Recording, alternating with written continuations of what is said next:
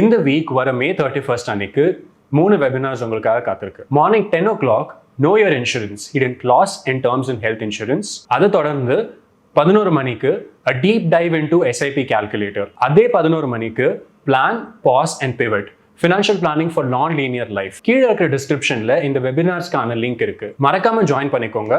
உங்களோட இந்த வீக்கெண்டை லேர்னிங் வீக்கெண்டா மாத்துங்க. எல்லாருக்குமே ஸ்டாக்ல நேரடியா இன்வெஸ்ட் பண்றது தான் அதிகமா அப்பீல் ஆகுது. ஸ்டாக்கா இடிஎஃப்ஆ அப்படின்னா ஸ்டாக்கை தான் எல்லாரும் விரும்புறாங்க. ஒரு கம்பெனியை நேராக போய் பிடிச்சி வாங்கி போர்ட்ஃபோலியோ வச்சா பெட்டர் ரிட்டர்ன் கிடைக்கும் அப்படின்ற ஒரு நம்பிக்கை ஒவ்வொரு முதலீட்டாளருக்கும் வருகிறது. அதே பங்குகளின் குவியல் தானே மியூச்சுவல் ஃபண்டோ இடிஎஃப்ஓ. அதை பற்றி கேட்கும்போது என்ன சொல்லுவாங்கன்னா, இல்லை இடிஎஃப்ல கொஞ்சம் ரிட்டர்ன் கம்மியாக தான் வரும், ஸ்டாக் அளவு வராது அப்படின்னு சொல்லுவாங்க. ஏங்க அதில் ஸ்டாக் இல்லாமல் வேற ஏதாவது இருக்கா அப்படின்னு கேட்டால் அதுக்கு பதிலே வராது. மியூச்சுவல் ஃபண்ட் பற்றி சொல்லும்போது இல்லை ஃபண்ட் மேனேஜர்லாம் அவ்வளோ கெட்டிக்காரன் கிடையாது, அவெல்லாம் நல்லா பண்ண மாட்டான், அது நம்மளே பண்ணிக்கலாம். மேபி குறிப்பிட்ட முதலீட்டாளர்கள் தங்கள் உழைப்பு மூலமாக ஃபண்ட் மேனேஜர் ரிட்டர்னை பீட் பண்ண முடியும். அதுக்கு நாங்களே பல பேர் சாட்சியாக இருக்கோம். பட் சில இடங்களில் ஃபண்ட் மேனேஜர் பண்ணுறதை நம்மளால பண்ண முடியாமல் கூட போகலாம். உதாரணத்துக்கு ஒரு குறிப்பிட்ட செக்டரில் நான் எக்ஸ்பர்ட்டாக இல்லாமல் இருப்பேன், ஆனால் அந்த செக்டர் நல்லா பண்ண போகுது, அடுத்த 2 வருஷத்துக்கு அந்த செக்டர் நல்லா பண்ண போகுது நமக்கு தெரியுது. இப்போ முதல்ல அந்த செக்டரில் எக்ஸ்பர்ட் ஆகிட்டு அதுக்கப்புறம் அந்த செக்டரில் இன்வெஸ்ட் பண்ணோமா, இல்லை எந்த எக்ஸ்பர்ட் அந்த செக்டரில் இருக்கக்கூடிய ஒரு செக்டோரல் ஃபண்டை மேனேஜ் பண்ணுறானோ அவங்ககிட்ட பணத்தை கொடுத்து மிஸ்டர் மேனேஜர் நீங்கள் பார்த்துக்கங்க அப்படின்னு சொல்லணுமான்றது ரொம்ப சிம்பிளான கேள்வி. ரொம்ப நாளைக்கு முன்னாடி எனக்கும் என்னுடைய ஃப்ரெண்ட்ஸுக்கும் ஒரு டிபேட் ஓடிக்கிட்டே இருக்கு. டிஃபென்ஸில் எந்தெந்த கம்பெனிஸை வாங்குறது அப்படின்றது தான் அந்த டிபேட். எனக்கு ஹெச்ஏஎல் ரொம்ப பிடிக்கும், அது உங்கள் எல்லாருக்குமே தெரியும் அந்த காலகட்டத்தில். இப்போ நான் சொல்லலை, பட் அன்னைக்கு ஏன்னா ரொம்ப சீப்பாக இருந்தது. அதே போல் வேறு சில கம்பெனிஸ் எனக்கு ரொம்ப பிடிச்சிருந்தது. பட் ஒரு குறிப்பிட்ட இடத்துல ஒரு சிக்கல் வந்துருச்சு. எந்த ஷிப்யார்டு வாங்குறது? வேடிக்கை பாருங்க, கொச்சின், மெஸ்கான் டாக், கார்டன் ரீச் 3 இருக்கு. எங்களுக்குள்ள இருக்கக்கூடிய விவாதம் என்னன்னா, இந்த 3ல எதை வாங்குறதுங்கிறது தான் விவாதம். பேசிக்கிட்டே இருக்கும், இதுல இது நல்லா இருக்கு, இதுல இது நல்லா இல்லை, இதுல இது ரிஸ்க்கு, பயங்கர அனாலிசிஸ் ஓடிக்கிட்டே இருக்கு. இப்படியே சில வாரம் ஓடிடுச்சு, 2 வாரம். பேசி பேசி பேசி பேசி எதுன்னு எங்களால் டிசைடே பண்ண முடியல. ஒரு நாள் விரக்தியில் நான் சொன்னேன், டயத்தை வேஸ்ட் பண்ணுறோம், பெசாத ரூபாயை பிரித்து 3த்தையும் ஈக்குவல் பார்ட்டு போட்டு மறந்துடுவோம்டா, அட்லீஸ்ட் நம்ம வாங்கியிருப்போம் அப்படின்னு. அது எப்படி? நம்ம கரெக்டான ஸ்டாக்கை கண்டுபிடிக்க போகிறோம், கண்டுபிடிச்சு தான் ஆகணும் அப்படின்னு ஒரு நண்பர் சொல்கிறாரு. கடைசியில் நடந்தது என்னென்னா, நாங்கள் கரெக்டான டீம், அதில் கரெக்டான சப் டீம் ஷிப்யார்டு முடிவு பண்ணிட்டு கூட ஷிப்யார்டு ஸ்டாக்ல இன்வெஸ்டே பண்ணல. ஆனால் இதே நேரத்தில் எங்கள் கிளைண்ட்ஸுக்கு பிஎஸ்யூ ஃபண்டு வாங்கினதுனால அது பிஎஸ்யூ ஃபண்டு மூலமாக அவங்க பார்ட்டிசிபேட் பண்ணிட்டு பணத்தை பண்ணிட்டு வெளியே கூட போயிட்டாங்க. ஸோ டைரக்ட் ஸ்டாக்ல இன்வெஸ்ட் பண்ணக்கூடியவர்கள் எந்த ஸ்டாக்கை வாங்குறதுங்கிற அந்த குழப்பத்தில் வாய்ப்பையே நழுவு விட்டுட்டு அதே நபர்கள் தங்கள் கஸ்டமர்ஸுக்கு பிஎஸ்யூ ஃபண்டில் அதே கம்பெனிஸில் பார்ட்டிசிபேஷனை உருவாக்கி கொடுத்து லாபத்தையும் பண்ணி கொடுத்துட்டு வெளியவும் போயிட்டாங்க. இதுதான் எங்களுடைய ஒரு சின்ன அனுபவம். ஸோ ஸ்டாக் இன்வெஸ்டிங் பண்ணுறதுல சிக்கல் என்னென்னா, தேர்வுகள் முடிவுகள் நமக்கு எளிதில் வருவது இல்லை. நம்ம டிபேட் பண்ணி பண்ணி பண்ணி நிறைய இடத்துல we get into a log jam. PSU பேங்க்ஸில் எது வாங்குறது அப்படின்ற ஒரு குழப்பமும் ரொம்ப நாளைக்கு இருந்தது. பெரிய விவாதங்கள் நடக்கும்.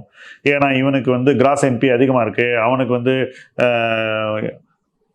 மார்ஜின் நல்லா இருக்குது, நெட் இன்ட்ரெஸ்ட் மார்ஜின், இவங்களுக்கு லோன் க்ரோத் நல்லா இருக்குது, இவங்களுடைய ப்ராடக்ட் போர்ட்ஃபோலியோ நல்லா இருக்குது, இவங்களுக்கு நல்ல கஸ்டமர்ஸ் இருக்காங்க, இவங்க இண்டஸ்ட்ரீஸ்க்கு நல்லா கொடுக்குறாங்க, இவங்க ரீட்டைல் நல்லா கொடுக்குறாங்க. இப்படி ஒரு பிஎஸ்சி பேங்க் பற்றியாக நம்ம அனலைஸ் பண்ணிகிட்டே இருக்கோம். இங்கே நானே ஒரு விஷயத்த பாடமாக கற்றுக்கிட்டேன். அது எதேச்சியாக நடந்தது. என்னன்னாக்கா, எதுன்னெலாம் டிசைட் பண்ண வேணாம். பிஎஸ்யூ பேங்க் பீஸ்னு ஒரு ETF இருக்குது. அந்த ETFல போய் பணத்தை போட்டுருவோம். ஓகே, போட்டுட்டு விட்டுருவோன்னு. அப்போ 17-18 ரூபாய் இருந்தது. அங்கேருந்து பெரிய மல்டி பேகராக அது மாறியது. அதே நேரத்தில் நம்ம ஆளுங்கள்லாம் எந்த சின்ன பிரைவேட் பேங்க் வாங்குறதுன்னு ஒரு செட்டு தனியாக ஓடிக்கிட்டே இருந்தாங்க. ஸோ ஒரு ETF பணத்தை போட்டு தனி பங்கை விட எங்களால் அந்த நேரத்தில் அதிக லாபத்தை எடுக்க முடிந்தது. ஸோ இந்த ஸ்டாக்ல தான் அதிக பணம் பண்ண முடியும்ன்ற அந்த பயஸ் இருக்கு பாருங்க, அது சில நேரத்தில் சரியாக வரும், எல்லா நேரத்திலையும் சரியாக வரணும்னு அவசியம் இல்லை என்பதை இந்த வீடியோவில் நான் உங்களுக்கு உணர்த்த விரும்புகிறேன். டெசிஷன் மேக்கிங் ஸ்டாக்ல எடுக்கிறது சாதாரணம் இல்லை என்பதையும் பல பேர் ரொம்ப நாள் கழிச்சு தான் கற்றுக்குவாங்க. ஏன்னா ஒரு ஸ்டாக் நல்ல ஸ்டாக்னு முடிவு பண்ணிடலாம். உங்கள் போர்ட்ஃபோலியோவில் அது எவ்வளவு இருக்கணும்னு முடிவு பண்ணுறது இருக்கு பாருங்க, அது எல்லாருக்குமே சிக்கல். நிறைய பேர் 2 லட்ச ரூபாய் போர்ட்ஃபோலியோவில் 60 ஸ்டாக் வச்சுருக்காங்க. நான் 2 லட்ச ரூபாய் போர்ட்ஃபோலியோ வச்சுருந்தப்போ எனக்கு 3 ஸ்டாக் இருந்தது. அதனால தான் நான் 2 லட்ச ரூபாயிலேருந்து 5 லட்ச ரூபாய்க்கு வேகமாக போனேன். இது நான் 90s சொல்கிறேன். 10 ஸ்டாக்குக்கு மேலே நான் அந்த பீரியடில் வச்சிக்கவே இல்லை. அதனால தான் என்னுடைய வளர்ச்சி சரியாகுது. ஏன்னாக்கா அந்த 10 ஸ்டாக்கையும் நான் சரியாக ரிசர்ச் பண்ணி செலக்ட் பண்ணி போதுமான அளவு வாங்கி வச்சுக்கிட்டு இருந்தேன். அதையும் எப்போ நான் பொறுமையாக காத்திருந்து விற்றேனோ அப்போ தான் எனக்கு தேவையானது கிடைச்சது. ஸோ ஸ்டாக் இன்வெஸ்டிங்கிறதுக்கு நிறுவன பங்கு தேர்வுகள் மட்டும் பத்தாது அப்படிங்கிறது தான் முக்கியம். வேறஸ் நீங்கள் அதே விஷயத்த ஒரு ETF மூலமாக பண்ணும்போது அது ஈஸி ஆகிடுது. மியூச்சுவல் ஃபண்ட் மூலமாக போகும்போது அதை விட ஈஸி ஆகிடுது. ஏன்னா ஒரு மேனேஜர் அப்படின்னு ஒருத்தர் இருக்காரு. இதில் என்ன விஷயம், ஸ்டாக் இன்வெஸ்டிங் பண்ணும்போது நீங்கள் நல்ல மேனேஜராக இருக்கணும். ETF இன்வெஸ்டிங் பண்ணும்போது எதுவுமே தேவையில்லை, மேனேஜரே தேவையில்லை. மியூச்சுவல் ஃபண்ட் இன்வெஸ்டிங் பண்ணும்போது நீங்கள் ஒரு மேனேஜரை சரியாக தேர்ந்தெடுத்து அவர்கிட்ட பணத்தை கொடுக்கணும். ஸோ இந்த மேனேஜரே இல்லாத ஒரு ஆட்டோ பைலட் கார் மாதிரி ETF போகும். அதுவும் சில நேரத்தில் நமக்கு கொண்டு போக வேண்டிய இடத்துக்கு சூப்பராக கொண்டு போய் சேர்த்துரும், சில நேரங்களில் தான். பட் நிறைய நேரங்களில் ETF நமக்கு சராசரித்தனத்தை நம்மளுடைய முதலீட்டுக்குள்ளே கொண்டு வந்து விட்டுரும். Especially index இன்வெஸ்டிங்கில். தீமேட்டிக்கில் வேணால் லக் இருக்கலாம், பட் இண்டெக்ஸ் இன்வெஸ்டிங்கில் ETF நமக்கு உதவாது. சமீப ஆண்டுகளில் பார்க்குற US மார்க்கெட்லேயே வேன்கார்டில் எல்லாருக்கும் என்ன பிடிக்குது அப்படின்னு பார்த்தீங்கன்னா தீமேட்டிக் ETFs ரொம்ப பிடிக்குது. செமிகண்டக்டருக்கு தனியாக ஒரு ETF, கோல்டு மைனிங்க்கு தனியாக ஒரு ETF, சில்வருக்கு தனியாக ஒரு ETF,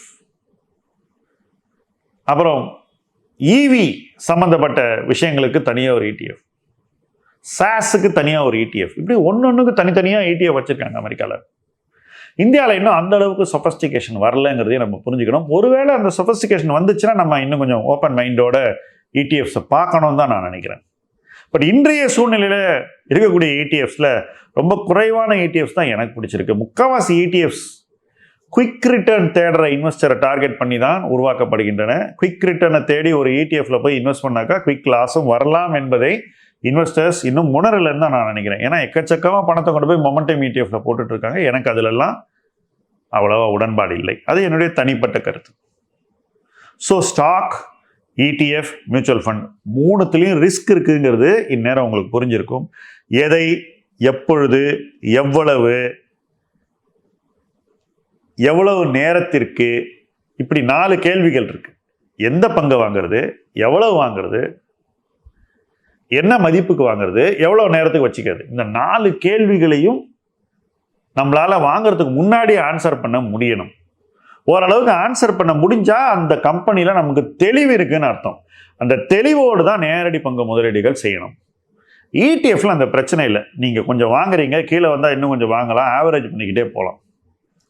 பட் தப்பான ETF ஆவரேஜ் பண்ணால் லாஸ் கூடிக்கிட்டே போகும். ஸோ ETFல ஒரு இண்டெக்ஸில் விட நீங்கள் ஆவரேஜ் பண்ணலாம். பட் மொமெண்டம் இந்த மாதிரி ரொம்ப ஸ்பெஷலைஸ்ட் ETFஸில் ரொம்ப கேர்ஃபுல்லாக இருக்கும்.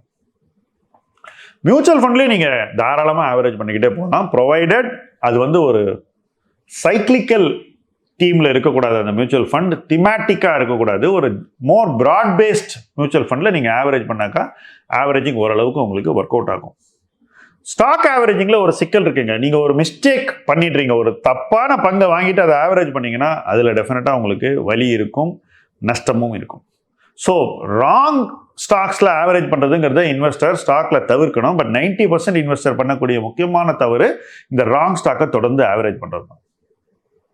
So stock or ETF or mutual fund எல்லாத்துலேயுமே முதலீட்டாளனுக்கு நிறைய பொறுப்பு இருக்குது. அந்த பொறுப்பை ஒவ்வொரு இடத்துல ஒவ்வொரு விதமாக செய்யணுங்கிறத நீங்கள் பிரித்து பார்க்கணும். தனித்தனியாக எந்த இடத்துக்கு என்ன பொறுப்பு வேணுங்கிறத புரிஞ்சுக்கிட்டு இன்வெஸ்ட் பண்ணீங்கன்னா முதலீட்டில் உங்களுக்கு வெற்றி நிச்சயம். அந்த வெற்றியை நோக்கி இணைந்து பயணிப்போம். முதலீட்டு களம் உங்கள் களம். நன்றி.